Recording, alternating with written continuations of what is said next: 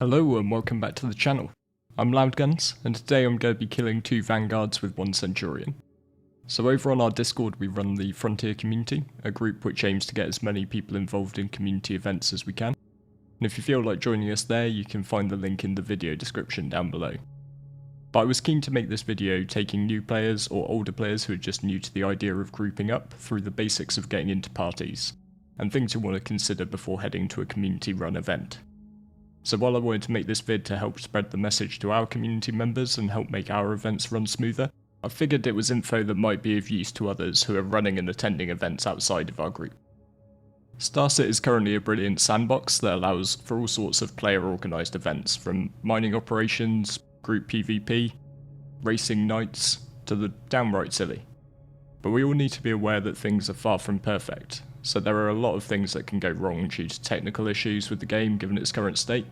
You can't do anything about a 30k tanking the server the moment you get your group in, but there are steps you can take to make things run smoother, so aim to control what you can control and leave the rest to Fate and Chris Roberts. First, let's take a quick look at the party functionality in SC. You can either join a party from in-game or in the menus. In-game, if you open your comlink with F11, you'll see this tab for your friends, and by default the server-wide list over on the right-hand side. You can right-click on a name from either and select Invite to Party. And when you receive that party invite, it will just be the left square bracket to accept. In the menus, you can right-click on any of your friends and invite them to party here. Generally speaking, during an event, it's going to be the event leader or one of their lieutenants who's dealing with the party formation, and it's best to do this from menus.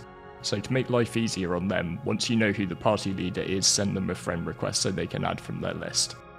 You can just click this add symbol here, type in the name, and then send them the friend request there.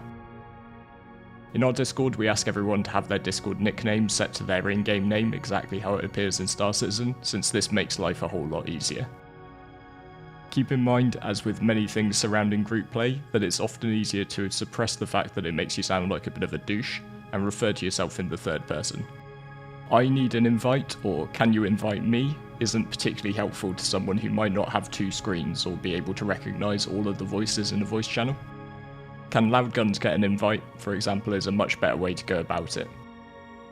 And when a party is assembled in the menus, the party leader can hit launch and pull everybody into the same server.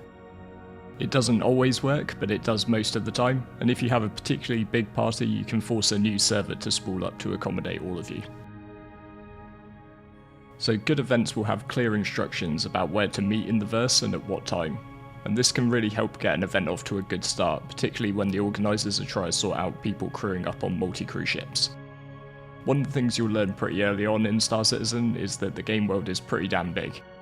Rocking a starter ship like the Aurora travelling from one side of the verse at ArcCorp to the other at Microtech takes just shy of 9 minutes with a stock drive, and that's just the quantum travel time. You might also have to factor in getting in and out of Atmo and taking off and landing at a station. If you're planning on attending an event, make sure you have a rough idea of the time it's going to take you to get to the RV point. And if you get there with a bit of a cushion, just make sure you've also set your respawn at the clinic and set any ships that you might need claiming. Then log out to the menus so you can get in the party and load into the server together. If you've got to make the choice, pick being on time over being in the right place. It's better to be in the server with your party catching them up than trying to join on them afterwards. You can always consider using the bed on your ship to log out if you're en route but you're not quite going to make it, but just make sure that it's working before you do that, just ask in comms or check the known issues list. If you are running late, you should still be able to join the server. As long as you've got someone in the party as a friend, you can right-click on their name in the menus and select Join Friend. You can always add the party leader as a friend from the menus as well. As of 3.17.2, there is a bug joining on party members, so just make sure you only call out for a party invite after you're in the same server as the other people. This also ties into what you need to do if you drop or crash for any reason.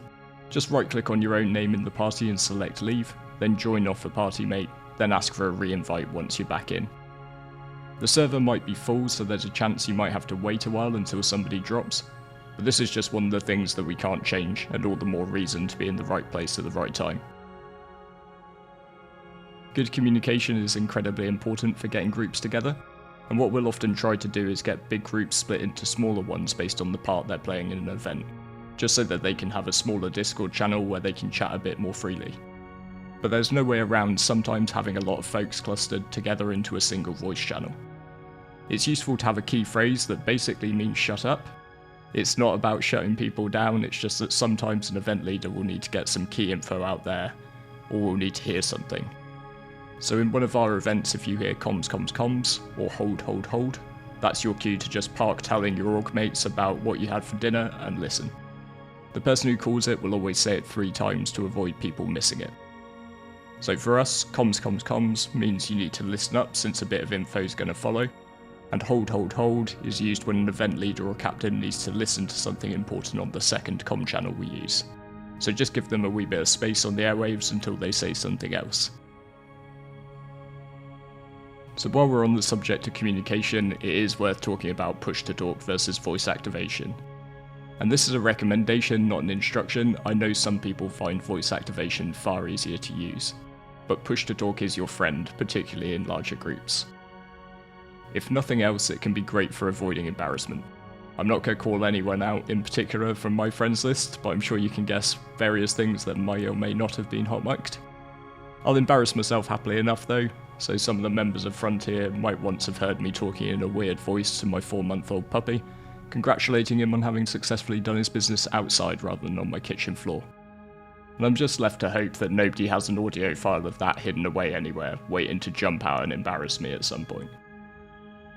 So hopefully this was a short and sweet introduction to a few things you can do to have a better time at events.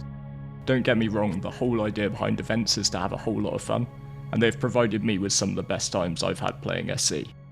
It's just that whenever you get big groups together, if everybody has a decent general idea of the basics, it can go a long way to making things run smoother, and that in turn can help with the times that the game just throws a curveball at you.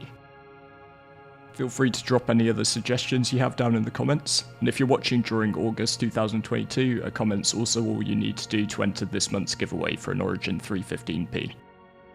If you think I've earned it, consider hitting the all-important like and subscribe buttons.